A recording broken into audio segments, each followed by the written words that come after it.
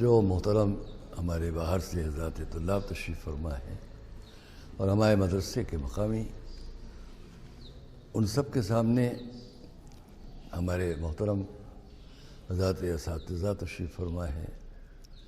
ابھی آپ تھوڑی دیر پہلے ایک درس میں شرکت فرما رہے تھے، مجھے موقع نہیں ملا کہ میں اس میں شرکت کرتا اور بات کو وہیں سے آگے بڑھاتا۔ بہرحال کوشش کرتا ہوں کچھ آپ کے سامنے کچھ بیان کر سکیں ہم۔ ایک صلوات پڑھیں محمد وآل محمد۔ اعوذ باللہ من الشیطان اللعین الرجیم، بسم اللہ الرحمن الرحیم، الحمد للہ رب العالمین، والصلاة والسلام علی اشرف الانبیاء والمرسلین، سیدنا و نبینا و شفیعنا ابی القاسم محمد وآل بیتہ الطیبین الطاہرین المعصومین المظلومین، ولعنۃ اللہ علی اعدائہم وقتلتہم وغاصبی حقوقہم اجمعین من الاولین والآخرین۔ اما بعد فقد قال اللہ سبحانہ فی کتابہ المبین وقولہ الحق، بسم اللہ الرحمن الرحیم، الف لام میم، ذالک الکتاب لا ریب فیہ ہدی للمتقین الذین یؤمنون بالغیب ویقیمون الصلاة ومما رزقناہم ینفقون۔ صلوات پڑھنا۔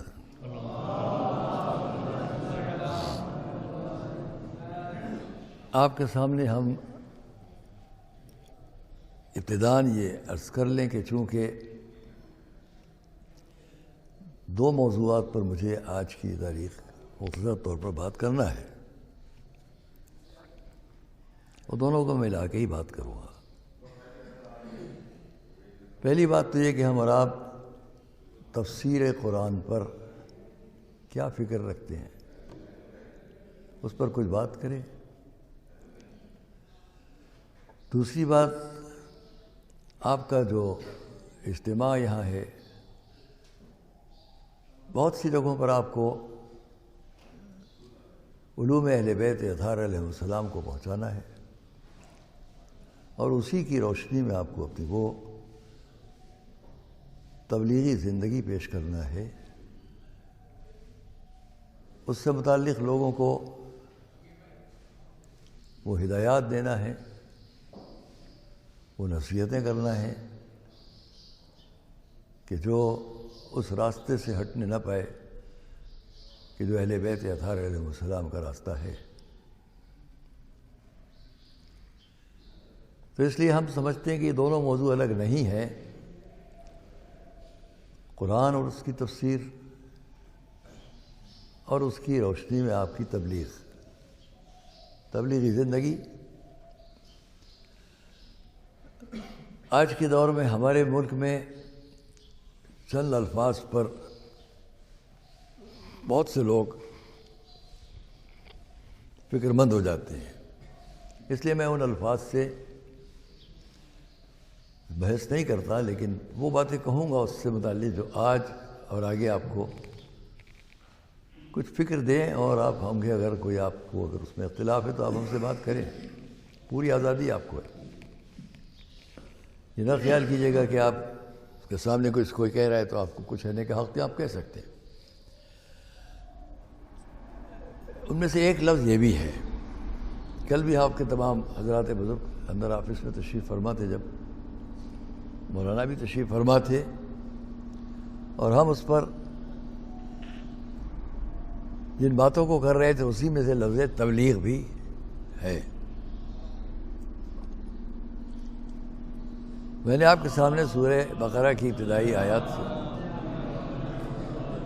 سورہ البقرہ کی ابتدائی آیات سے آپ کے سامنے میں نے بات شروع کی ہے، اس پر بھی ہم کچھ کہیں گے۔ اور آج تاریخ اسلام کا بہت اہم واقعہ پیش آیا ہے، جنگ خیبر فتح ہوئی ہے۔ جنگ خیبر کا بھی میں ذکر ضرور کروں گا، اور اس کو اسی انداز میں کہوں گا کہ جو آپ کی تبلیغی زندگی میں دنیا تک اپنی بات پہنچانے میں عصر جدید کے اور ہمارے ملک کے مختلف فرق اور مختلف مذاہب اور مختلف دھرموں کے ماننے والوں کے لیے اگر آپ بیان کریں تو مفید ہو، اور کوئی بات بھی ہم آپ سے وہ نہیں کہیں گے جو فرضی ہو۔ ہر بات کا تاریخی اور قرآنی حوالہ ہے۔ یہ الگ بات ہے کہ ہم آپ کے سامنے فوری طور پر اس حوالے کو، لیکن آپ اعتبار رکھیں گے کہ جستجو اور تلاش کے ساتھ ہم اس حوالے کو آپ کے سامنے کبھی فوراً اور کبھی دیر میں پیش کریں۔ حوالہ ہے ہر بات کا، یوں ہی وقتی طور پر بات نہیں ہے۔ تفاسیر کی زندگی میں آپ سے کہہ دوں کہ میرا بہت زیادہ بھروسہ اور اعتماد جن تفسیروں پر ہے سبھی، لیکن جس تفسیر کو میں بہت زیادہ اپنے لیے اپنی تعلیمی زندگی میں پسند کرتا رہا، ان میں خود تفسیر مجموع البیان ہے، جس کو میں نے سامنے رکھا ہے۔ جب ہم درجہ قابل یا درجہ عالم بے میں یہاں تھے یا ضمیمہ قابل میں، اس وقت ہمارے ایک استاد تھے جو سلطان المدارس کی اور ہمارے لکھنؤ کی علمی زندگی کا بہت بڑا نام تھا ان کا۔ لکھنؤ میں مدارس کی تعلیمی زندگی میں تھوڑا میں آپ سے اتنا کہہ لوں، کیونکہ بعض جگہوں پر میرا ذہن چلا جاتا ہے کچھ تاریخی واقعات، تاریخی شخصیتیں اور تاریخی حقائق کی طرف، تو میں اسے بیان کرنے لگتا ہوں۔ ویسے یہ بھی بیان کر دوں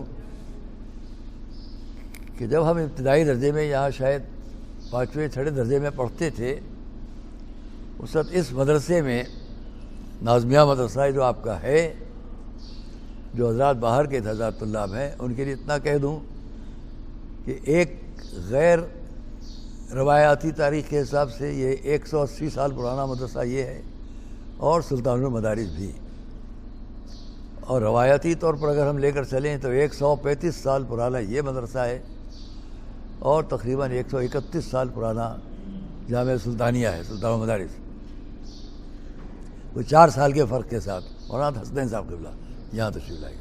نہیں، ہم نہیں پسند کریں گے آپ یہاں تشریف لائیں، آپ ہمارے بزرگ ساتھ سے تشریف لائیں۔ نہیں آپ تشریف لائیں، ایک صلوات بھیجیے آپ سب۔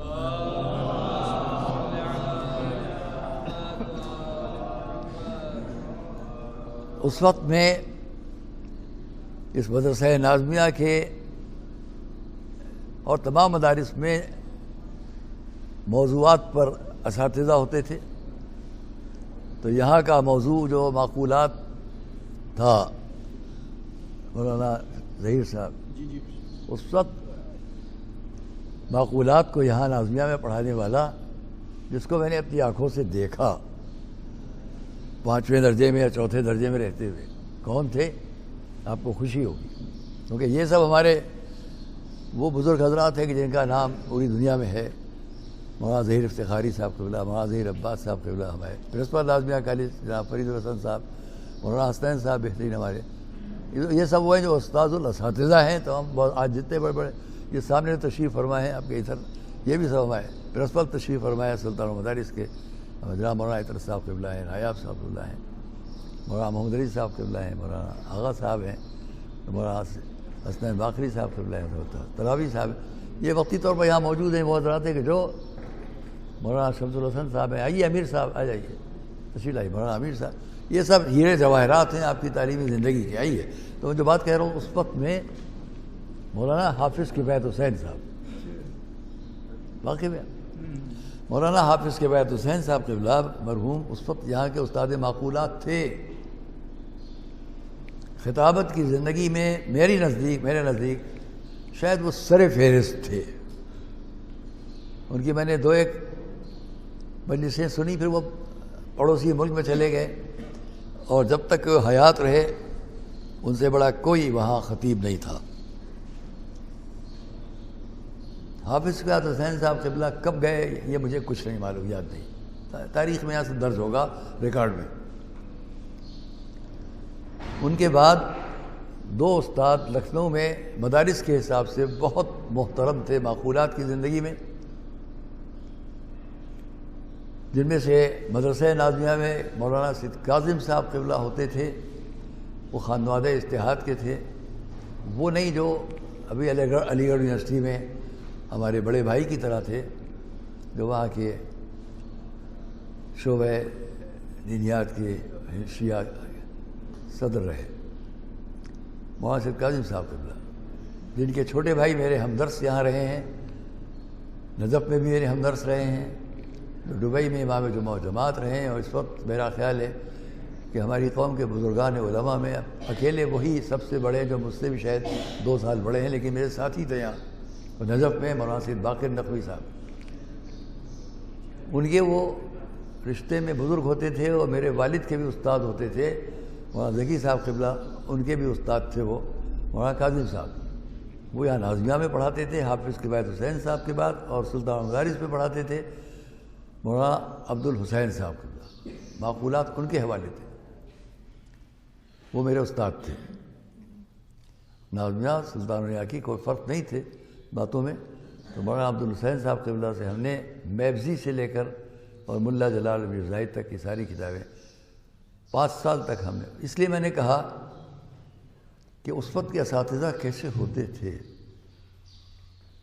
وہ مجھے شرف ہے کہ گھر پر بھی تشریف لاتے تھے، وہاں آ کر مجھے درس دیتے تھے۔ مولانا عبد الحسین صاحب قبلہ اور مولانا کاظم صاحب، یہ دونوں سورج اور چاند تھے معقولات کے اپنے دور میں۔ مولانا عبد الحسین صاحب قبلہ میرے پاس جب پڑھا رہے ہیں تو یہ آپ سب کے سننے کی بات ہے، یہ الگ سے میں بات کر لوں، حالانکہ مجھے اسی وجہ سے بات کرنا چاہیے کہ مولانا عبد الحسین صاحب قبلہ نے ایک دن مجھ سے کہا، لوگ مجھے معقولات کا استاد سمجھتے ہیں، اور معقولات میرے لیے میری شوق کی چیز سمجھتے ہیں، لیکن میرا شوق ادبیات تھا۔ مولانا جو کہنے جا رہا ہوں بہت مثالی بات ہے آپ سب کے لیے، ادبیات اصل میں میرا شوق تھا، اور انہوں نے اپنے ساتھیوں کے نام بتائے جو ان کے ساتھ پڑھتے تھے سلطان مدارس میں، ان میں ایک نام میرے مرحوم دوست مولانا کلب سعدی صاحب اللہ کے والد کا، مولانا سید کلب حسین صاحب کا، وہ ان کے آپ کے مدرسے میں ہم جماعت ہم درس تھے، اور بھی نام انہوں نے لیے۔ تو اس پر انہوں نے کہا میرا شوق ادبیات کا تھا، اور جو جملہ اب انہوں نے مجھ سے فرمایا اس کا میں بس اس پوری دنیا میں اکیلا، شاید میں اکیلا گواہ ہوں۔ کہا میرا نام لے کے بڑے پیار سے انہوں نے کہا، میاں اس وقت ہمارا یہ شوق اتنا تھا کہ سراہ لغت، سراہ آپ جانتے ہیں اس لغت کو، سراہ لغت مجھے پوری زبانی یاد تھی۔ کوئی یہ کہے کہ المنجد مجھے پوری زبانی یاد ہے، کیا ہوا؟ سراہ لغت مجھے پوری زبانی یاد تھی، یہ انہوں نے فرمایا۔ اس کے بعد مجھ سے انہوں نے ایک موقع پر فرمایا، جب میں نے کہا مولانا صاحب یہ بتائیے کہ تفسیر میں کیا کروں،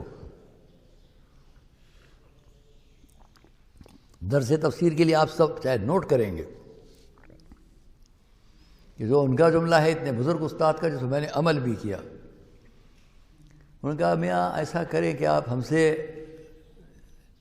ہمیں تفسیر کا بھی بہت شوق رہا، تو آپ ایک کام کیجئے کہ آپ مجموع البیان کی ابتدائی جو 7 فن ہیں وہ آپ پڑھ لیجیے، تو آپ تفسیر کے بارے میں بہت کچھ جان جائیں گے۔ تو ہم نے مجموع البیان کی، جب ہم درجہ قابل میں شاید ہوں گے، ابتدائی 7 فنون ان سے پڑھے جو یہاں ہیں اس مجموع البیان میں، اس میں آپ کو سب ملے گا۔ آپ بھی جب موقع ملے تو مجموع البیان کی، علامہ طبرسی کی اس عظیم تفسیر کے سلسلے میں توجہ کیجیے گا، اور بہت وقت آپ کا نہ لیتے ہوئے میں تفسیر مجموع البیان کے کو سامنے رکھتے ہوئے تفسیر پر بھی بات کر لوں اور تبلیغ پر بھی بات کر لوں۔ جو کچھ میں کچھ لکھ کر لایا ہوں آپ لوگوں کے لیے، اسے کہہ سکا تو کہہ سکا، ورنہ یہ زبانی گفتگو جو ہے۔ تفسیر مجموع البیان کے بارے میں اتنا آپ سے کہہ دوں، اس لیے کہ تفاسیر میں جن تفاسیر کو میں نے بہت، اور آپ حضرات بھی اس میں ایک تفسیر ہے جس کو ہم لوگ کم توجہ کرتے ہیں، وہ ہے البرہان، اس کو دیکھیے۔ تیسری تفسیر جو ہے وہ منہج الصادقین یا منہج الصادقین کی ہے، اس کو دیکھیں آپ۔ اور پھر اہل جدید کی تفاسیر ہیں، سابقین میں کچھ کم 900 سال گزر گئے غالباً علامہ طبرسی کو۔ یہ تفسیر بھی کیسے لکھی گئی؟ جناب حسن ابن حسن حضرت طبرسی یا تبرسی، ان کی کیفیت خراب ہوئی، بیماری، مرض، یہاں تک کہ لوگ سمجھے انتقال ہو گیا۔ اس تفسیر کی آخری جلد جو ہوگی، پہلے 2 جلدیں ہوتی تھی، اب سنا ہے 5 جلدیں شاید اس میں سے، 5 جلدیں ہیں، یہ 10 جلدوں اب 10 جلدوں میں ہے ماشاءاللہ۔ پہلے 2 میں ہوتی تھی، میرے پاس 2 جلدوں میں سب ہے پہلی، پھر وہ 5 میں ہوئی، اب شاید 10 جلدوں میں مولانا فرما رہے ہیں، تو میرے پاس جو ہے وہ 2 جلدوں میں ہے، 2 جلدوں میں ہے ہمارے پاس، وہ بہت قدیم مطبع ہے اور لاجواب ہے۔ اس کے لیے ایک جملہ آپ لوگ سن لیں، کیونکہ مصر میں الازہر یونیورسٹی کا وائس چانسلر ہمیشہ وہ ہوگا جو اپنے دور کی تفسیر پر سب سے زیادہ ماہر ہو، سب سے زیادہ نظر رکھتا ہو، سب سے زیادہ تحقیق کر چکا ہو۔ قرآنی تفسیر کتنی اہم ہے۔ مشہور ہے کہ تفاسیر اتنی لکھی جا چکی ہے کہ نہ شمار کیا جا سکتا ہے، نہ گنا جا سکتا ہے کتنی تفاسیر ہوتی قرآن کریم کی۔ ساری دنیا میں محاورہ بن گیا کہ قرآن کی تفسیر لا تعد ولا تحصیٰ، نہ شمار نہ گنتی۔ لوگ کہتے ہیں ہم نے قرآن سمجھ لیا۔ ارے بھائی قرآن اگر سمجھ لیا تو اتنی بڑی بڑی تفاسیر لکھنے والے وہ تو آخر تک یہ نہ کہہ سکے کہ ہم نے حق ادا کر لیا، اور آج ہم نے قرآن سمجھ لیا۔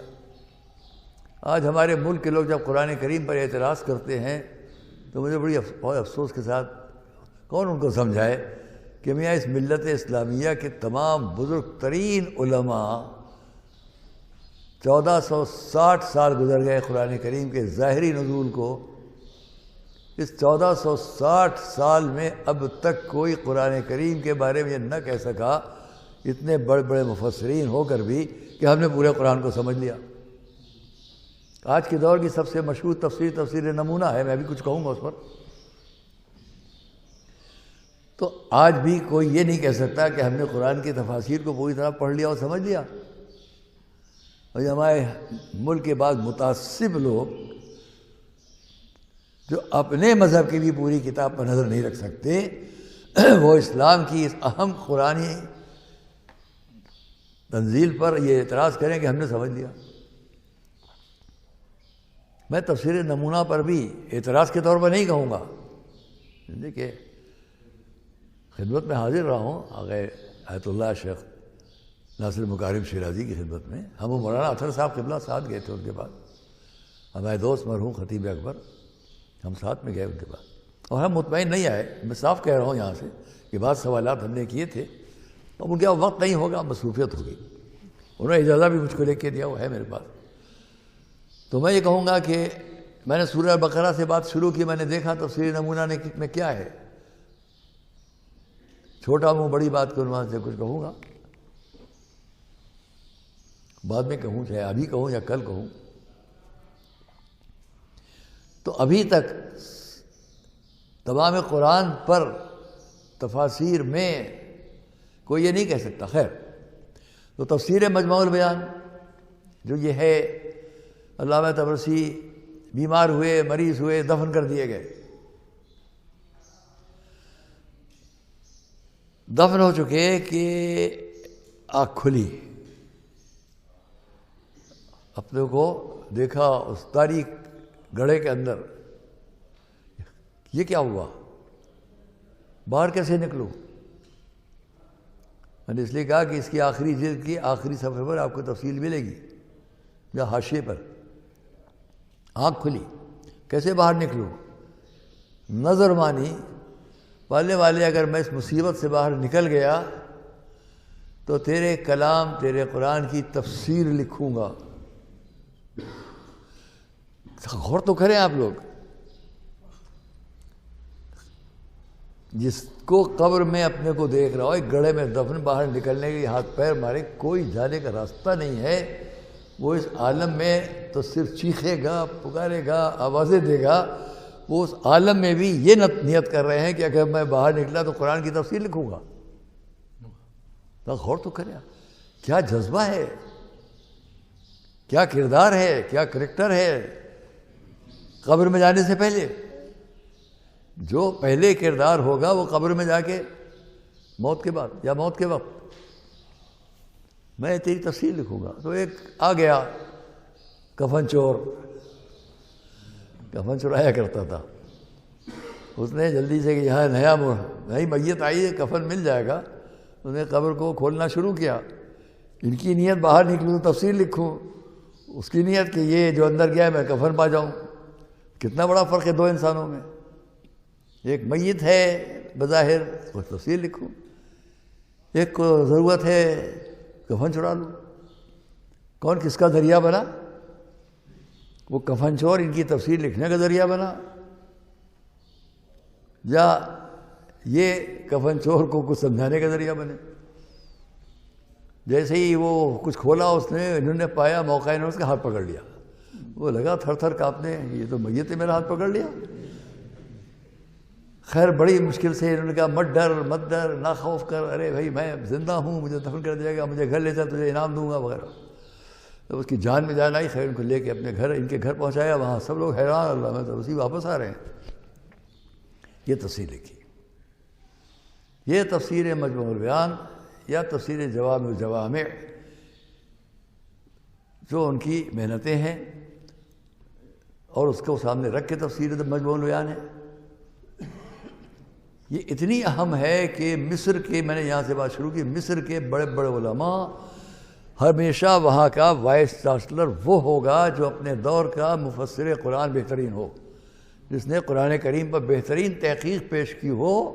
وہ اپنے دور کا بہترین قرآن پر نظر رکھنے والا ہی شخص وہاں کا چانسلر، مصر کا سربراہ ہوگا. جیسے اس وقت جو یہاں آئے تھے ابھی 26 جنوری میں، وہ وہاں کے چانسلر ہیں الازہر یونیورسٹی کے، اور وائس چانسلر جو بھی ہوں، جو اپنے دور کے قرآن پر بہترین. شیخ محمود شلتوت تھے، ان سے پہلے اور تھے، ان سے پہلے. تو یہ سب قرآن اتنا اہم، تفسیر اتنی اہم. اب اس سے آپ خیال کریں کہ جامعہ الازہر کے بزرگ ترین علماء جو وائس چانسلر گزرے ہیں، ان کا کہنا یہ ہے، یہ تفسیر مجموع البیان، ان کا جملہ ہے، ہمارے لیے مرجع تفاسیر ہے. صلوات دیجیے.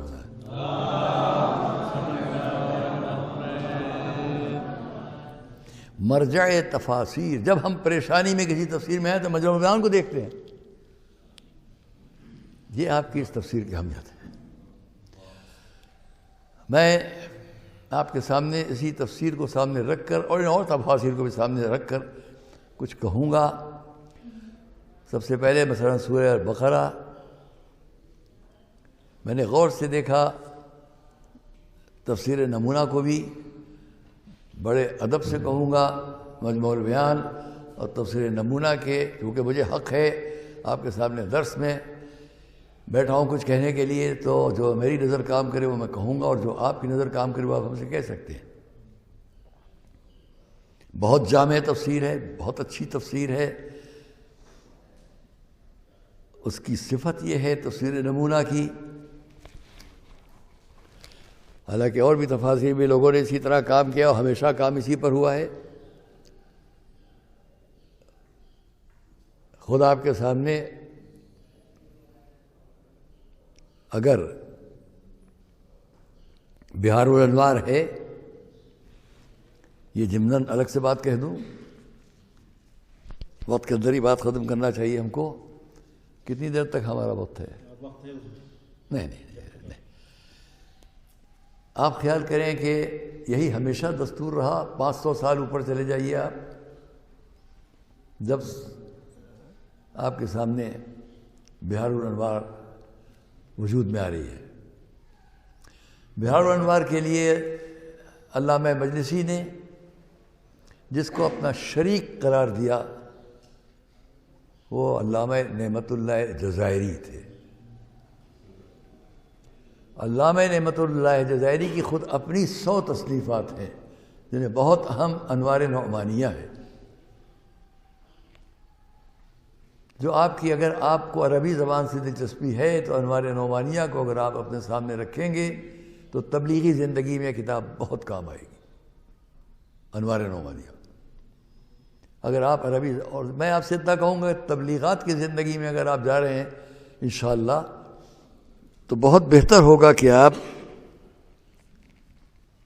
کتاب کو اپنی نظر سے خود پڑھیں، دیکھیں، اس میں بڑا فرق آتا ہے۔ اور اس میں بھی آپ اردو کتابوں کے ماں سوا زیادہ تر کوشش کریں کہ عربی زبان میں جو کتاب ہے اس پر نظر رکھیں، یا فارسی زبان پر، کیونکہ جو آپ کو عربی زبان میں ملے گا وہ اس کے ترجمے میں نہیں ملے گا۔ بہت دل چاہتا ہے آپ سے بہت سی باتیں کروں جو اس موضوع سے ہٹ جائے گی بات، تبلیغی زندگی، اس میں میں بیان کروں گا آپ کے سامنے خود قرآن کریم، تفاسیر کی زندگی میں جو لوگ کہتے ہیں ہم نے یہ سمجھ لیا، ہم نے سمجھا دیا، ممکن نہیں ہے۔ تو میں کہوں گا آپ کے سامنے آج یا کل یا پرسوں کی ضرورت کہوں گا۔ تو اگر ہم یہ دیکھیں کہ خود سورہ بقرہ جس سے ہم نے اپنی بات شروع کی ہے، تمام تفاسیر میں لوگوں نے اپنے طور پر بہت کچھ لکھا سورہ الحمد و سورہ بقرہ کے لیے۔ اب اتنی محتم بشان تفسیر ہماری ہے تفسیر نمونہ، کیا ضروری نہیں ہے کہ سورہ بقرہ کی جب بات شروع ہو تفسیر نمونہ میں تو اس میں لکھا جائے کہ یہ سورہ کب آیا، شان نزول آنا چاہیے کہ نہیں؟ میری آواز ریکارڈ ہو کے اگر جا رہی ہو تو بڑے ادب سے کہوں گا کہ اتنی محتم بشان تفسیر کے شروع میں بھی سورہ البقرہ کے لیے شان نزول نہیں لکھی گئی ہے۔ اگر ہو تو مجھے بتائی جائے۔ آج ساری دنیا سورہ تفسیر نمونہ سے فائدہ اٹھا رہی ہے، اور یقیناً وہ فائدہ اٹھانے کے لائق ہے کتاب، لیکن آگے جیسے کسی ایک جگہ لفظ جہاد اور قتال پر بات ہے، تو جہاں قتال ہے وہ اور ہے، جہاں جہاد ہے وہ اور ہے۔ قتال جو ہے وہ جہاد میں شریک ہے، لیکن جہاد قتال میں شریک نہیں ہے، یا ہو قتال اس کا ایک جز ہے۔ جب قتال پر بات آئے قرآن کریم میں تو قتال پر بات آنا چاہیے۔ یہ ضمناً کہہ رہا ہوں، لیکن بعد میں ہم بات کریں گے آپ کے سامنے، آپ ماشاءاللہ جانا، لیکن اس میں آیت میں لفظ قتال ہے، تشریح لفظ جہاد کی ہے، کوئی گفتگو قتال پر نہیں ہے۔ ویسے ہی سورہ بقرہ اس کا نزول آپ کو اس میں ملے گا مجموع البیان میں، اور کتابوں میں ملے گا، ہے ممکن ہے، کیونکہ بہت محنت کے ساتھ اور بڑے اعتماد کے ساتھ خود حضرت آیت اللہ حضرت آغا ناصر مکارم شیرازی دامہ ظلہم العالی نے اپنے قلم سے لکھا ہے کہ اس تفسیر کے لیے انہوں نے 10 بزرگان علماء کو ساتھ لیا، اور تب یہ تفسیر سب کی محنتوں سے اس کی تفصیلات ہیں، لکھ کر الگ لاتے تھے، پھر سب جمع ہوتے تھے، مل کے غور کرتے تھے، اس میں قابل علماء پھر سے دیکھتے تھے اب کیا لکھا ہے، اب کیا ہے، اس کو کیا ٹھیک کرنا ہے، کیا بڑھانا ہے، کیا نہیں کرنا، یہ سب ہوتا تھا، تب جا کر انتخاب ہوتا تھا۔ جیسے میں نے آپ کو مثال دی کہ خود بہار الانوار یہ علامہ مجلسی نے اس بہار الانوار کو جمع کرنے کے لیے، جو ایک بیچ میں ایک بات اور کہہ لوں، اگر کسی کو اختلاف ہو تو مجھ سے کہہ لے گا۔ حضرات علماء تشریف فرمائیں آپ کی خدمت میں بھی، کیونکہ میرا نظریہ یہ ہے کہ دین کی 4 بنیادی کتابیں کہلاتی ہیں۔ ابھی جب آئے تھے ایران سے علامہ جزائری، جو بہت بزرگ ہستی تھے، وہ وہاں کے پورے علاقے یزد کے مجلس خبرگان کی بڑی شخصیت ہے، اور اس پورے علاقے کو دیکھتے ہیں، بہت بزرگ، تقریباً 10 سال 12 سال پہلے آئے تھے۔ ہم سب نے بڑا احترام کیا ان کا، اور انہوں نے بڑی محبت دی، اس لیے کہ وہ اسی خانوادے سے، علامہ نعمت اللہ جزائری کے خانوادے سے وہ بھی رہے، اور میں نے ان کو پورا شجرہ ان کو دیا تھا لکھ کر۔ تو ان کی اولاد میں تھے جناب مفتی محمد عباس صاحب قبلہ، جنہوں نے 400 کتابیں لکھی، 450، اور ان کی اولاد میں اس مدرسے کے پرنسپل تھے جناب مفتی محمد علی صاحب قبلہ، جو وہ تشریف فرمائے۔ تو ہم صحیح بخاری تو بہت پہلے آئی، یہ کتابیں بعد میں آئیں، کیونکہ صحیح بخاری جب لکھی گئی ہے، امام بخاری واقع کربلا سن 60-61، اس سے 146 سال کے بعد امام بخاری کی پیدائش ہے، اور 62 سال کا سن ان کا رہا۔ 62 سال کے سن میں دونوں باتیں آپ کے سامنے اس لیے کہہ رہا ہوں کہ جو موضوع تبلیغ ہے آپ کا، اس کے بارے میں بھی آپ کو سامنے رہے، اور جو آپ کے سامنے تفسیر کی گفتگو وہ بھی آئے، باقی آگے صرف تفسیر پر بات ہوگی۔ تو ہم یہ دیکھتے ہیں کہ امام بخاری 62 سال کی زندگی میں جب 50 سال کے ہو گئے تو انہوں نے، امام بخاری نے صحیح بخاری لکھنا شروع کی۔ 12 سال کے سن میں انہوں نے، 12 سال کی مدت میں انہوں نے صحیح بخاری لکھی، اپنے مرنے سے 12 سال پہلے شروع کیا اور ختم کیا۔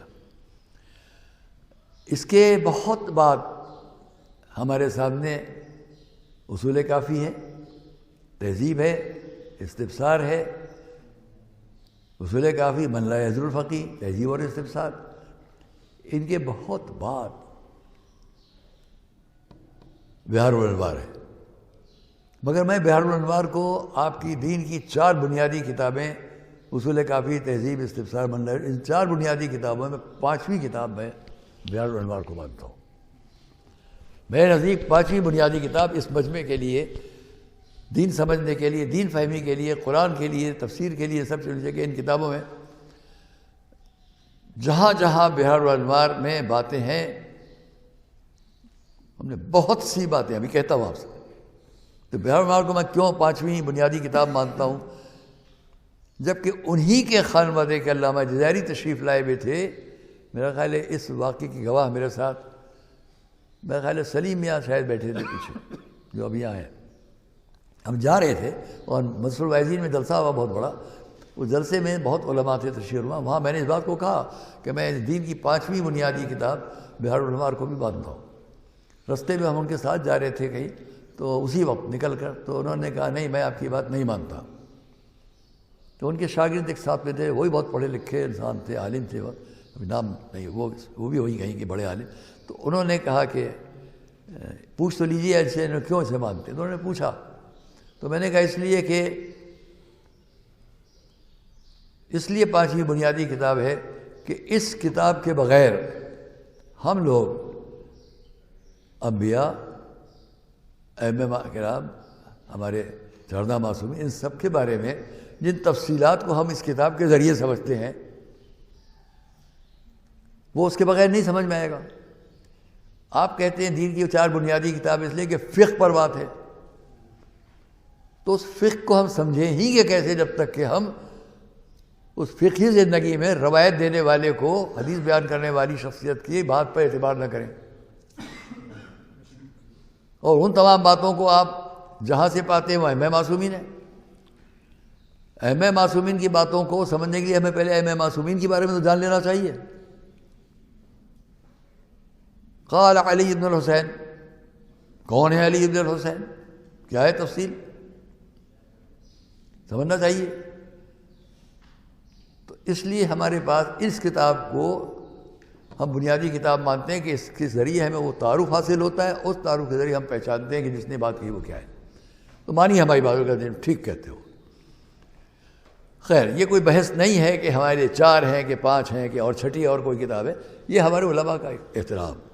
تو اس میں جب بہار الانوار کو علامہ مجلسی جمع کر رہے تھے، اس لیے میں کہہ رہا ہوں تفسیر نمونہ جمع ہوئی بہت سے علماء کو ساتھ بٹھانے کے بعد. حضرت ناصر مکارم شیرازی دامت ظل العالی نے اس کتاب کو خود لکھا ہے، کافی علماء کو جمع کر کے تب اس پر محنت کی گئی تفسیر نمونہ پر. تفاسیر میں ایک تفسیر کی بات، 2 کی میں آپ سے بات کر چکا، ایک مجموع البیان،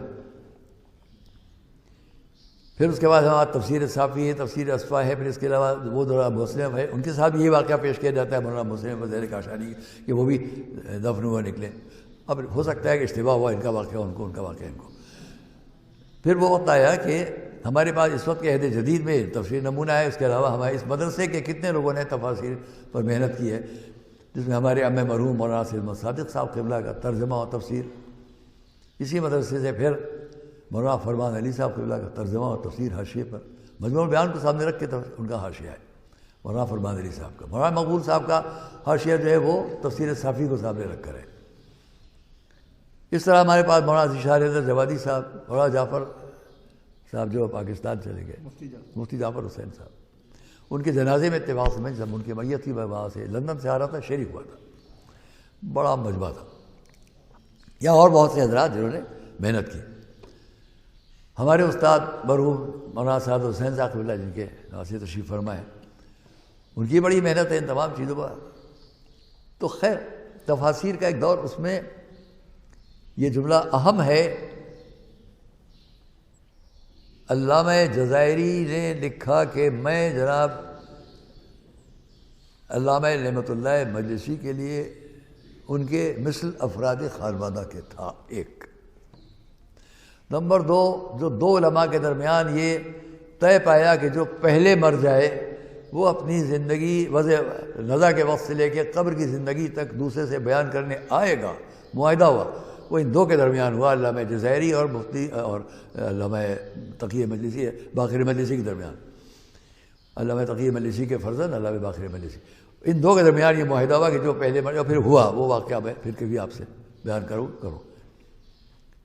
تیسری بات جو ہمارے عم مرحوم جناب علامہ جزائری جن کے بارے میں سب واقف ہیں، جو قم میں جن کا مدرسہ ہے، سب ہے، آپ سب کے استاد، میرے بھی استاد رہے. یہاں مجھے فارسی وہ سکھاتے تھے جب میں چھوٹا تھا، 7-8 سال کا میرا سن تھا. تو یہاں جلسے ہوتے تھے، مجھے شوق تھا کہ میں فارسی میں تقریر کروں. تو میں ان سے کہتا تھا چچا مجھے فارسی کی تقریر لکھ دیے، میں یاد کروں. اتنے سے پرچے وہ لکھ کے دیتے تھے جس کی ابتدا ہوتی تھی حاضرین جلسہ چون من غور بھی کو نا مرا معلوم بھی شبد. یہاں سے شروع کرتا تھا، پھر آگے تقریر ہوتی تھی. ایک دفعہ یہاں اوپر ہو رہا تھا اور اس کے صدر تھے جو بار بار ذہن سے بات نکل جاتا ہے، جو بانی بھی تھے اور صدر بھی تھے. اس ہمارا ایک بڑا ادارہ جس سے وظیفے تقسیم ہوتے ہیں، وظائف جو تقسیم کرنے کا بہت بڑا ادارہ ہماری قوم کا ہے، وظیفہ سادات کے جو بانی تھے، یہ بڑی ان کی سفید داڑھی، نام لیجیے ابھی بتاؤں گا یاد آ جائے گا. تو وہ اس کے صدر تھے. سب مجمع بڑے علماء سب تشریف فرما تھے. اس اوپر کی گیلری میں ہو رہا تھا جلسہ، جہاں مفتی صاحب کو اللہ تھا. تو میں ان سے لکھوا کر لے کر گیا اور تقریر کرنے کھڑا ہوا. اور جب میں نے کہنا شروع کیا حاضرین جلسہ چون من غور بھی کو نا مرا معلوم بھی شبد، یہاں پر میں اٹک گیا، بھول گیا آگے کیا کہنا ہے. اب میں بار بار کہہ رہا ہوں چون من غور بھی کو نا مرا معلوم بھی شبد، چون من غور بھی کو نا. تو نیچے طاہر آغا صاحب بیٹھے، تو نے میری شیروانی یا جو تھا اس کو کھینچ کر کہا بس اب اتر آؤ. ہم بہت مایوس ہو کے نیچے اتر آئے. اب یاد آ گیا کہ ہمیں کیا کہنا تھا، لیکن پھر نہیں ہو سکتا تھا. تو وہ سانحہ ہماری زندگی کی تقریر کا ہے. تو خیر عزیزان گرامی محترم، میں آپ سے بتاؤں کہ تفسیر میں ان سب شخصیتوں کی محنتیں ہیں. اور خود علامہ مجلسی نے علامہ جزائری کے لیے جملہ لکھا ہے جو طیب آغا صاحب جن کا نام ابھی آیا علامہ جزائری، انہوں نے مجھ سے بیان کیا. حمید اللہ صاحب تم نے اس پر تمہیں معلوم ہے کہ نہیں، یہ بھی ہے کہ علامہ مجلسی نے علامہ جزائری کو اس کا حق دیا تھا کہ بہار الانوار کے جمع کرنے میں جس حدیث کو وہ بہتر سمجھیں اس کتاب سے باہر نکال دیں، اور جس حدیث کو بہتر سمجھیں کہ اس کو لانا ہے اس کتاب میں وہ لے آئے. اتنا بڑا حق ان کو تھا جو آپ کے پاس بہار ہے، جس کے بغیر ہم کچھ نہیں ہے۔ اس بہار سے یہ حدیث رکھی جائے نہیں، یہ حدیث نہیں رکھی جائے، یہ حدیث لائی جائے، اس کا حق تھا علامہ مجلسی کو، علامہ جزائری کو۔ ایک صلوات پڑھے بتا جائے۔ تو آئیے اب اس میں آپ کے سامنے تفسیر نمونہ سے، جو آپ کی تبلیغی زندگی میں بھی جہاں آپ جائیں گے انشاءاللہ، اس کو بھی اگر آپ ذہن میں رکھیں تو آپ کو اچھا لگے گا کہ تفسیر نمونہ میں سورہ بقرہ کے بارے میں جو لکھا گیا، میں اسی پر بات کروں گا آگے بھی۔ سورہ البقرہ قرآن کریم کے تمام سوروں میں وہ سورہ ہے کہ جس کے اندر قرآن کریم کی تمام شریعت، تقریباً تمام شریعت ہے۔ علامہ شیرازی نے اپنی تفسیر میں اس کو نقل کیا تو مجموع البیان سے نقل کیا۔ انہوں نے لکھا کہ سئل عن النبی، حضور سے سوال کیا گیا، ای سورہ افضل فی تمام القرآن، تمام قرآن میں کون سا سورہ افضل ہے؟ تو حضور نے فرمایا سورۃ البقرہ، سورہ بقرہ۔ تو اس نے پھر پوچھا ای آیہ افضل فی سورۃ البقرہ، کون سی آیت سورہ بقرہ میں سب سے بہتر ہے؟ تو حضور نے فرمایا آیت الکرسی۔ چپکے سے کیوں بھیجتے ہیں؟ زور سے بھیجتے۔ آیت الکرسی۔ اس تفسیر میں، اس سلسلے میں صرف اتنا ہی لکھا گیا۔ ایک روایت انہوں نے اور بڑھا کر لکھی جو مجموع البیان سے نہیں ہے، لکھی، یا غالباً مجموع البیان سے ہی لکھی انہوں نے، اور وہ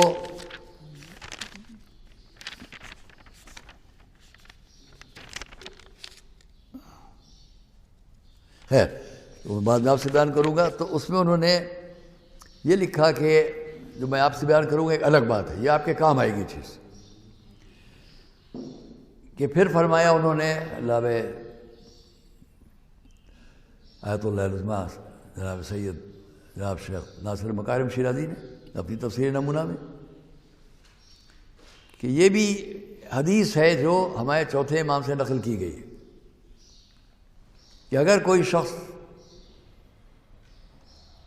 سورہ بقرہ کی آیت الکرسی کو اور سورہ بقرہ کی سب سے پہلی 3 آیتیں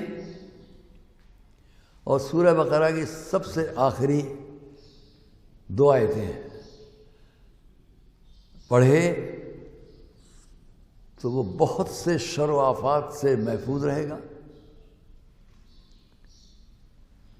جان اور مال کی حفاظت ہوگی، شیطان اس کے قریب نہیں آئے گا۔ یہ انہوں نے اس روایت کو جب لکھا تو مجھے یاد آیا کہ بہت پہلے میں نے ایک اور روایت سورہ وہی تفسیر مجموع البیان سے حاصل کی، اور وہ میں آپ کو ابھی سنانے جا رہا ہوں۔ وہ یہ ہے کہ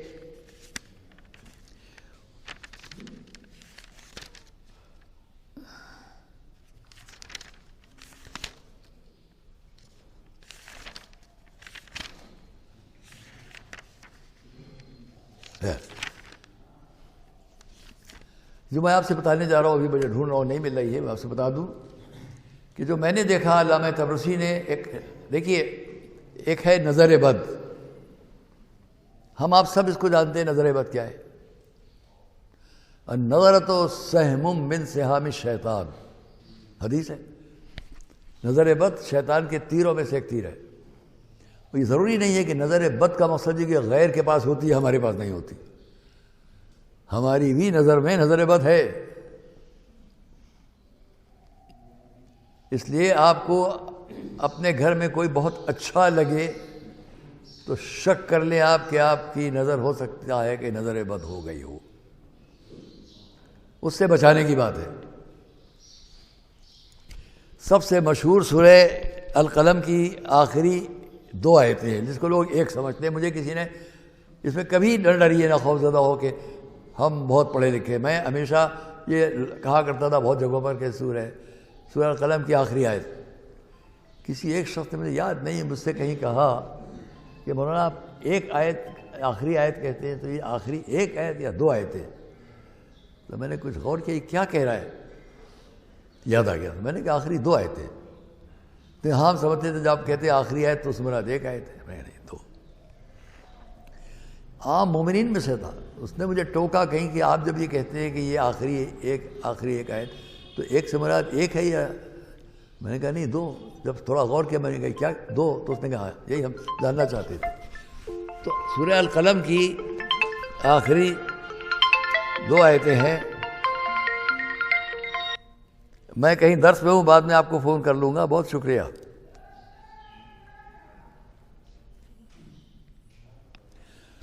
وہ آخری آیت آپ کو اس لیے یاد دلا رہا ہوں کہ نظر بد کے لیے پوری دنیا میں مروج ہے، آپ کو جگہ جگہ قالین پر، فریم میں، طریقے سے ہر جگہ ملے گی کہ یہ نظر بد سے۔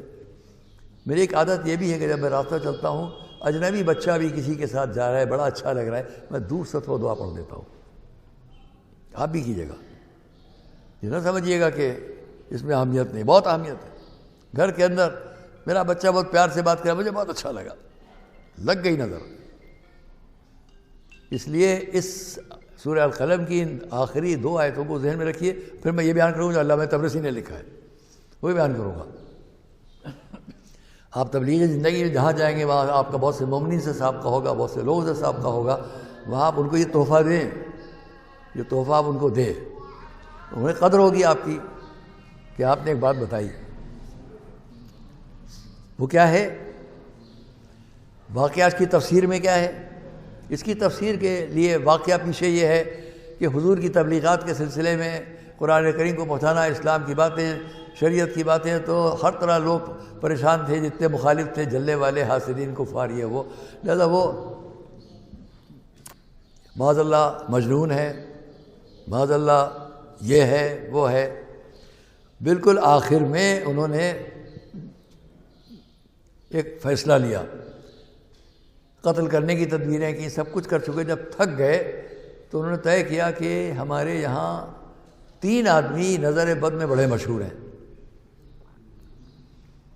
ان کا حال یہ تھا، بڑے فقیر تھے، غریب تھے۔ ان تینوں میں جب کسی کا گوشت کھانے کو دل چاہتا تھا تو وہاں چلے جاتے تھے جہاں کوئی اپنا غلہ بکریوں چرا رہا ہے یا اونٹ کا، تو وہ وہاں کھڑے ہو کے غور سے دیکھتا تھا اور کسی ایک اونٹ یا کسی ایک بکری یا کسی ایک جانور پر نظر ڈال کے کہتا تھا واہ کیا اچھا ہے، بہت ہی عمدہ ہے۔ وہ اس کی نظر لگتی تھی، وہ جانور تھرتھرا کے بیمار ہو کے گرتا تھا، تو اس کا مالک سوچتا تھا اس سے پہلے کہ مر جائے اس کا گوشت کیوں نہ میں بانٹ دوں، جلدی سے کاٹ کے گوشت بانٹتا تھا تو ان کو بھی مل جاتا تھا۔ اس طرح یہ گوشت کھانے کے شوقین یہ نظر بد لگاتے تھے اور جانور گرتا تھا اس کا گوشت لے آتے تھے۔ یہ تفسیر قرآن ہے، میں آپ سے بیان کر رہا ہوں، فرضی واقعہ نہیں۔ انہوں نے طے کیا جب اس میں سے ایک میں اتنی طاقت ہے اور تینوں الگ الگ یہ کام کرتے ہیں، تینوں کو رسول کے بعد بھیجو، یہ سب رسول کی خوب تعریفیں کریں گے، نظر بد لگے گی، چلے جائیں گے، چلو فرصت ہو جائے گی۔ تو ان سب نے مل کر ان تینوں کو چنا اور ان سے کہا جاؤ رسول کے پاس۔ وہ چلے، جب چلے تو جبرائیل آئے، یا رسول اللہ آپ قرآن کی آیتیں پڑھیے۔ تو انہوں نے پڑھنا شروع کیا ان آیتوں، بسم اللہ الرحمن الرحیم، وَإِذْ يَكَادُ الَّذِينَ كَفَرُوا لَيُزْلِقُونَكَ بِأَبْصَارِهِمْ لَمَّا سَمِعُوا الذِّكْرَ وَيَقُولُونَ إِنَّهُ لَمَجْنُونٌ۔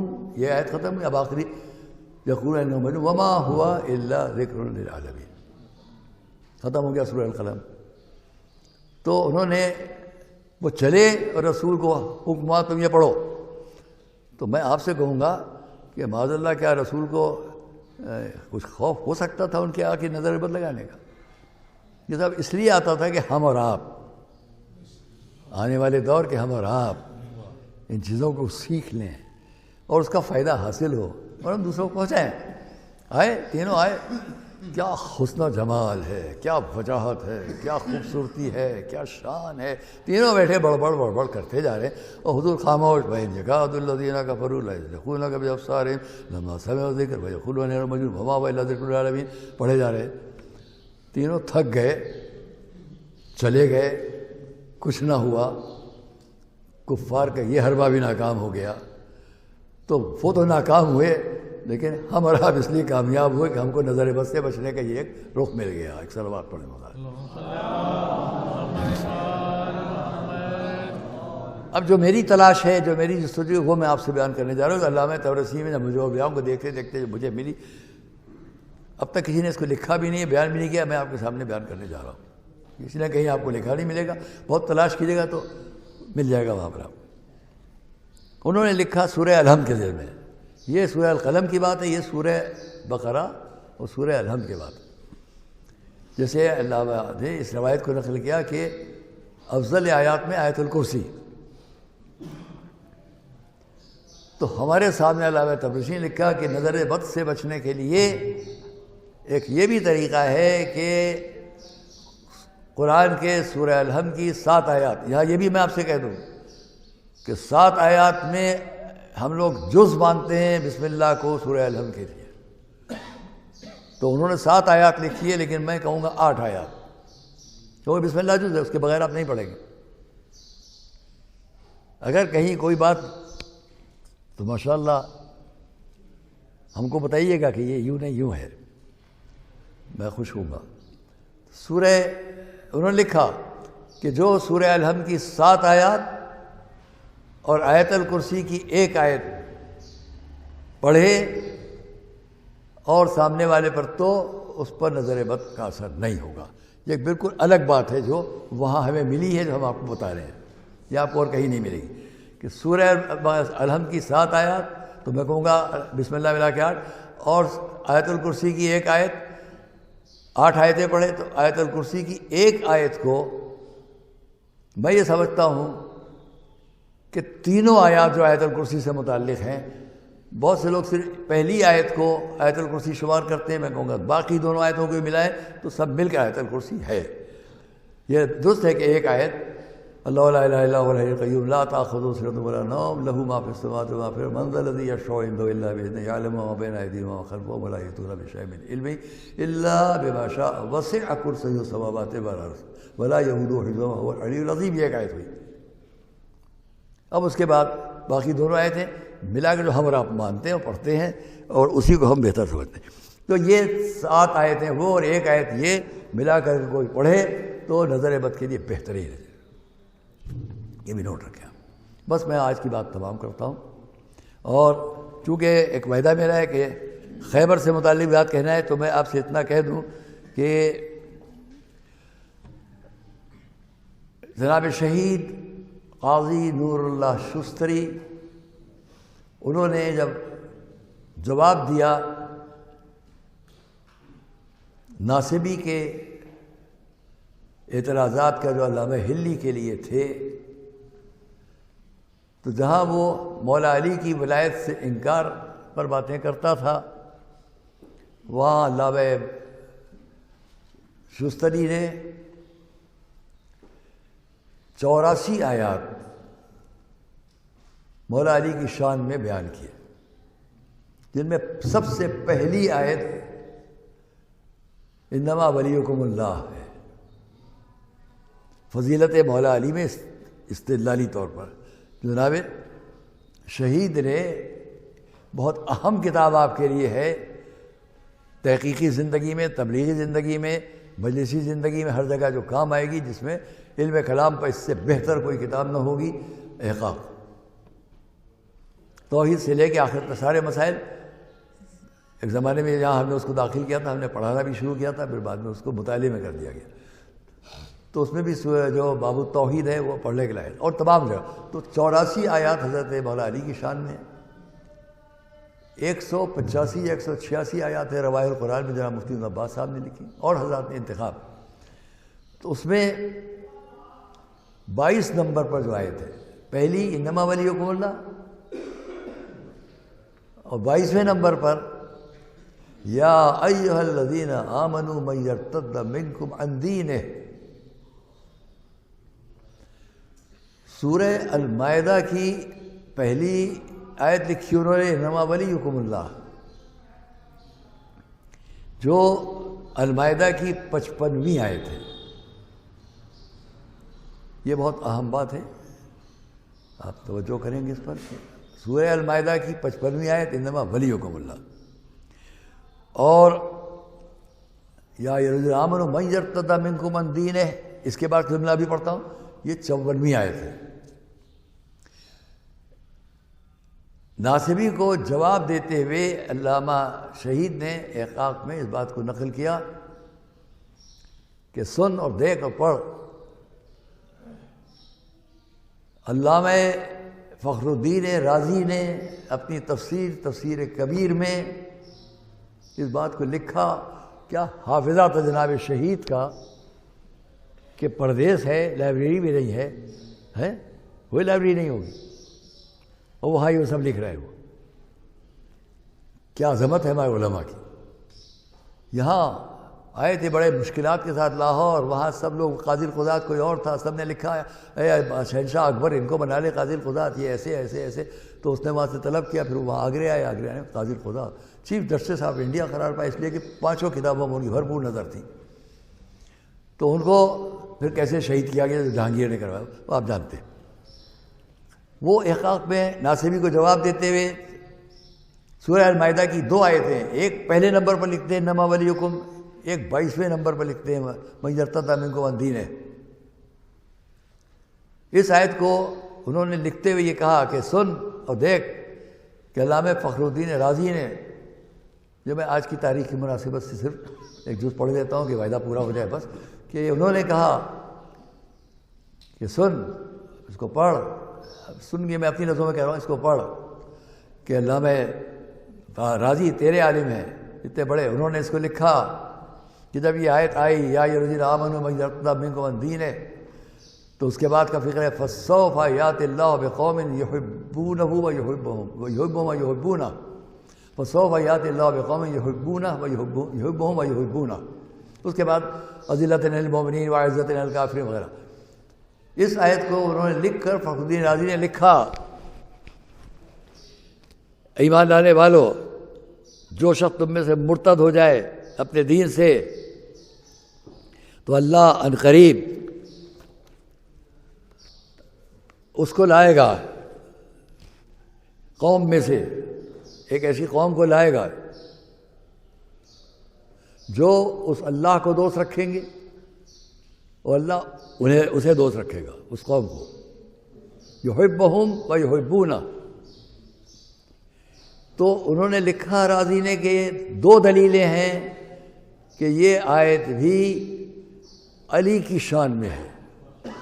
یہ میرا ایک موضوع آگے کی گفتگو میں آئے گا کہ ہم تفسیر کو کہاں سے لیں، آگے بیان کروں گا انشاءاللہ آگے کی تقریروں میں. یہاں آج بات تمام آج کی تاریخ کی مناسبت سے ایک فقرہ کہنے کے لیے انہوں نے لکھا کہ یہ آیت اتنے بڑے، اس کی تفسیر پہ اعتراض ہے کہ تفسیر بالرائے بھی ہے ہو، بہت معتبر شان، اور اس نے بہت سی باتیں جو نقل کی ہیں وہ علامہ زمخشری کی تفسیر کشاف سے، تفسیر کشاف سے تقریباً تمام اہل سنت کی علماء کی تفسیریں متاثر ہیں، بیضاوی ہو رازی ہو سب، کیونکہ اس کو استاد مانتے ہیں. علامہ جار اللہ زمخشری کو وہ تفاسیر کا استاد مانتے ہیں.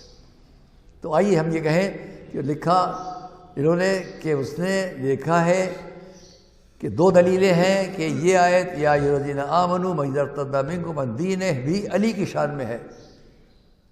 پہلی دلیل یہ ہے کہ اس سے پہلے کی آیت جو ہے وہ ہے، اس سے بعد کی آیت جو ہے انما ولیکم اللہ ورسولہ والذین آمنوا الذین یقیمون الصلاۃ ویؤتون الزکاۃ وہم راکعون. کوئی شک نہیں ہے کسی کو کہ یہ آیت علی کی شان میں ہے. یہ وہ لکھ رہا ہے کہ 55ویں آیت جو ہے انما ولیکم یہ علی کی شان میں ہے، یہ سب مانتے ہیں. تو یہ تو معلوم ہو گیا کہ حالت رکوع میں زکوٰۃ دینے کی بات کو مولا علی کی شان میں جو ہے اس میں کسی کو اختلاف نہیں ہے. یہ پہلی دلیل اس نے دی کہ چونکہ یہ آیت مولا علی کی شان میں تو اس سے بالکل متصل یہ آیت ہے، یہ بھی علی کی شان میں ہے۔ دوسری دلیل اس نے لکھی کہ اور اس آیت میں یہ جو دو لفظیں ہیں یحبہم و یحبونا، تو یہ دونوں لفظیں جو ہیں یہ جنگ خیبر میں رسول نے مولا علی کی شان میں بیان کی تھی۔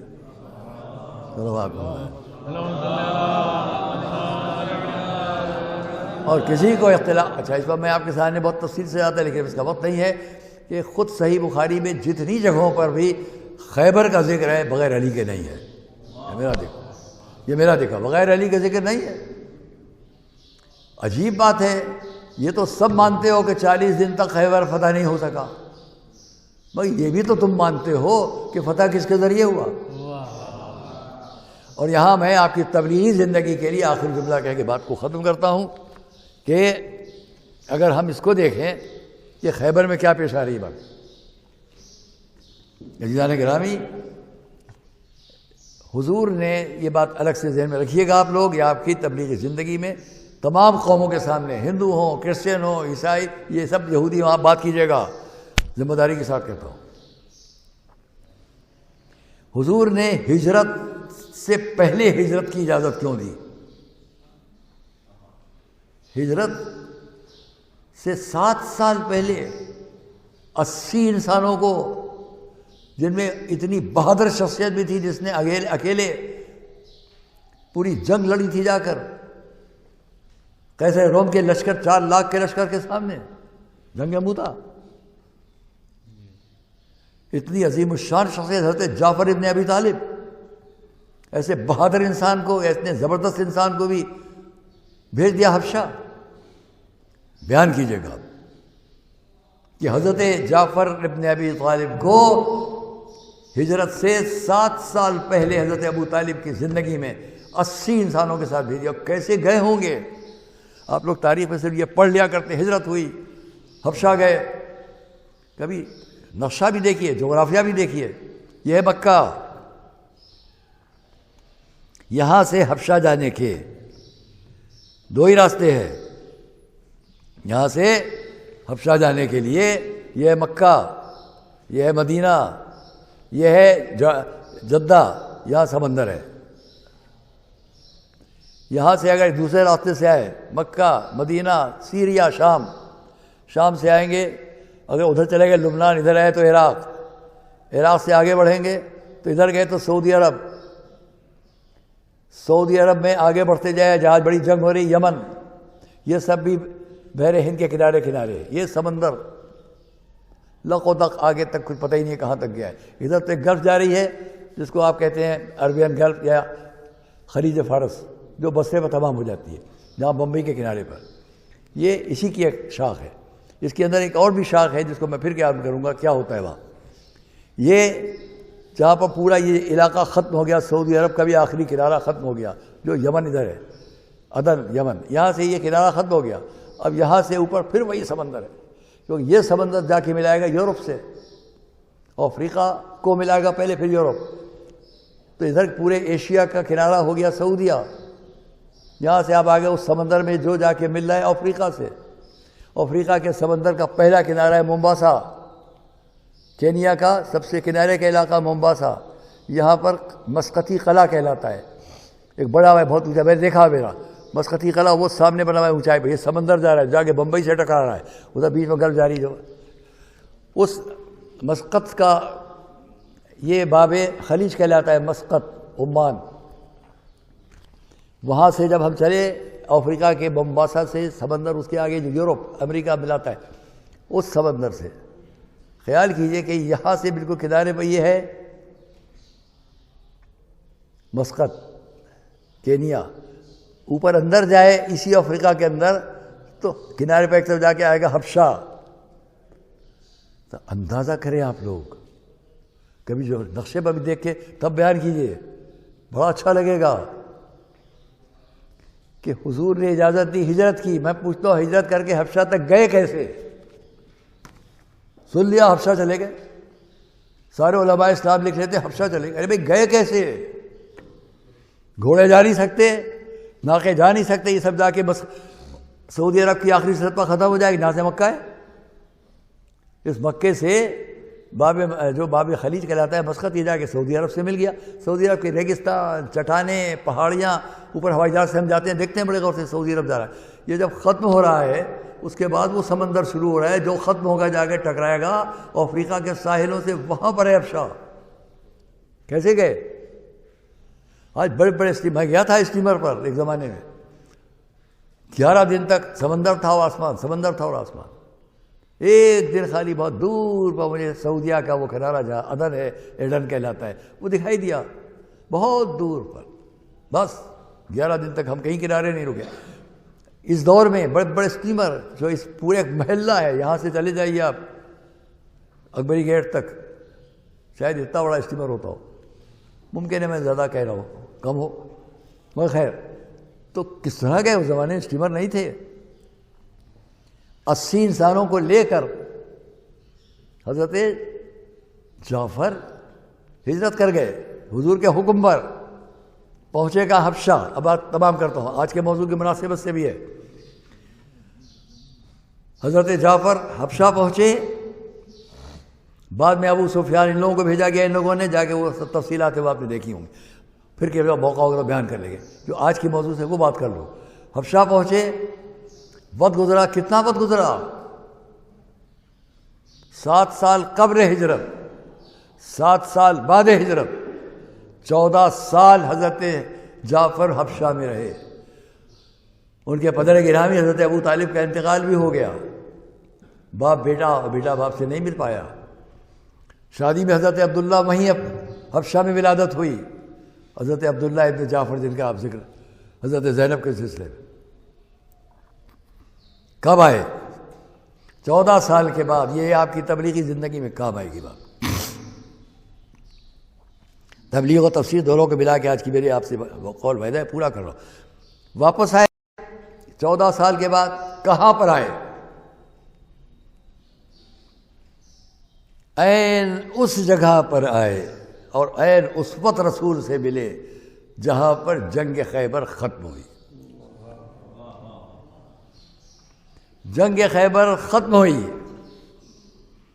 ابن الوردی بہت بڑا مورخ ہے علماء اسلام کا، اس نے حضرت جعفر کی شان میں لکھا. جعفر کا لفظ ہے، اس کا مطلب ہوتا ہے نہر، نہر جاری.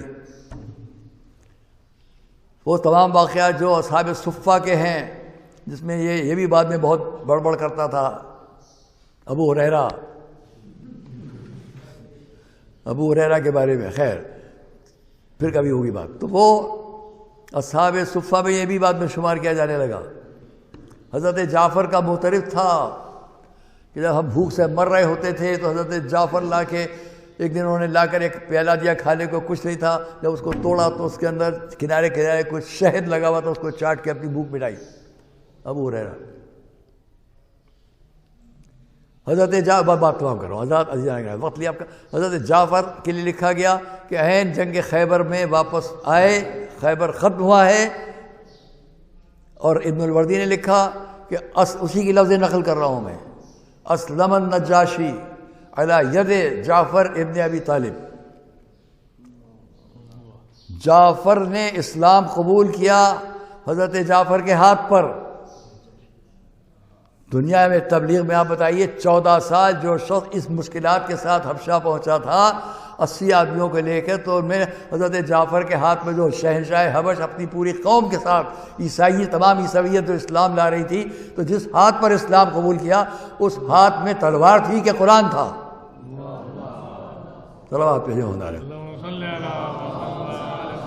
کہیں آپ دنیا سے کہ آپ کہتے ہیں اسلام تلوار کے زور پر. یہ نجاشی کیسے اسلام لایا؟ ایسے مجبور انسان کے سامنے وہاں پناہ لینے گیا تھا، اس پناہ لینے والے کے ذریعے سے اسلام قبول کیا گیا ہے، تلوار لانے والے کے ذریعے سے نہیں. اور جب یہ آئے ہیں، جنگ خیبر ختم ہوئی ہے، آئے آ کر ادھر تشریف لائیے، نہیں آگے آئیے، قبلہ تشریف لائیے، یہاں جگہ ہے، یہاں آ گئے ابھی نہیں تشریف لائیے. بسم اللہ. جیسے ہی ختم ہوئی جنگ تو آئیے آگا تشریف لائیے. ایک سر بات بہت آ رہی ہو. آخری فقرہ میں آپ سے کہنے جا رہا ہوں. جو آپ کی تبلیغی زندگی میں کام آئے گا اور تفسیری زندگی میں کام آئے گا. یہ میرا اپنا جملہ ہے جو آپ کو پسند آئے گا. پہلا تو یہ ہے کہ لکھا اسی ابن البردی اور دوسرے لوگوں نے کہ حضرت جعفر کا احترام اتنا تھا. ایک مجلسی نقطہ بیان کروں گا، آپ کو اچھا لگے گا، مجلسوں میں کام آتا ہے. ساری زندگی گزر گئی ہوائی اسی میں. ایک مجلسی نقطہ آپ سے بیان کرتا ہوں. بڑے احترام سے لکھا. جنگ خیبر میں جب حضرت جعفر آئے تو حضور استقبال حضرت جعفر میں 12 قدم آگے گئے. اما تم اتنی نظر رکھتے تھے کہ 11 گئے کہ 8 گئے کہ 9 گئے کہ 7 گئے؟ ایک ایک قدم تم نے گن لیا کہ لکھا 12 قدم آگے گئے. کوئی بڑی شخصیت جب کوئی آتا ہے تو وہ اس کے پاس دوڑ کے آتا ہے، لپٹا چمٹا مسافر، یہ وہ تو نہیں آگے دوڑ کے جاتے. تو لکھا اس نے کہ احترام حضرت جعفر ایسا تھا کہ رسول نے اس عظمت کو بیان کرنے کے لیے اپنی جگہ سے 12 قدم بڑھ کر استقبال کیا حضرت جعفر کا. حضور کے یہ قدم اتنے اہم تھے کہ تم نے گن لیے کہ 10 تھے کہ 11 تھے کہ 12 تھے، 12 قدم لکھے. تب اسی سے اندازہ کرو جب رسول کے قدموں کی اتنی اہمیت تھی کہ بڑھنا تم گن رہے ہو تو اسی خیبر کے درمیان وہ قدم کتنے اہم ہوں گے جو رسول کے دوست پر بلند ہوئے. محمد والا فتح مکہ کے موقع کے میں بات بیان کرتا. چلیے تو اب آئیے آخری جملہ، بات تمام. اسلم النجاشی علی ید جعفر ابن ابی طالب. یہ وہ اسلام ہے جو حبشہ میں پہنچا بغیر تلوار کے. یہ تو ہم بعد میں بحث کریں گے. لیکن خیبر کا میدان اجتماع ہے ان 2 بھائیوں کا، جن میں سے ایک نجاشی سے اسلام قبول کروا کے واپس آ رہا ہے، دوسرا خیبر کو فتح کر کے واپس آ رہا ہے. ایک کے ہاتھ پر عیسویت نے قبول کیا اسلام، ایک کے ہاتھوں میں یہودیت نے سر جھکایا. صلوات محمد علیہ. بس اعوذ باللہ من الشیطان بسم اللہ الرحمن الرحیم. ان اللہ و ملائکتہ یصلون علی النبی یا ایھا الذین آمنوا صلوا علیہ وسلموا تسلیما. انشاءاللہ باقی باتیں بعد میں ہوں گی، ہم آپ بعد میں اس پر غور کریں گے، دیکھیں گے. اور آپ سب کو خدا اپنی حفظ و امان میں رکھے، اپنی برکتیں عطا کرے. آپ انشاءاللہ مستقبل ہماری قوم کے ملک و ملت کے لیے بہترین شخصیتیں ثابت ہوں. آپ کے خدمات پوری دنیا میں انشاءاللہ سورج اور چاند کی طرح روشن ہوں، اور آپ کے ہر اقدام میں، ہر قدم میں خلوص ہی خلوص ہو دین کے لیے، اہل بیت اطہار کے علوم کی ترویج کے لیے، قوم و ملت کے لیے اور ملک کے لیے. اس میں کوئی کسی قسم کا ذہن متاثر نہ ہو کہ ہم یہ پا جائے اور وہ کر لیں اور وہ کر لیں. وہ سب قدموں میں ہے، آپ کی ٹھوکروں میں آئے گا. آپ اپنے اس منصب کو، مشن کو خلوص سے لے کر چلتے رہیں. بحق محمد علیہ.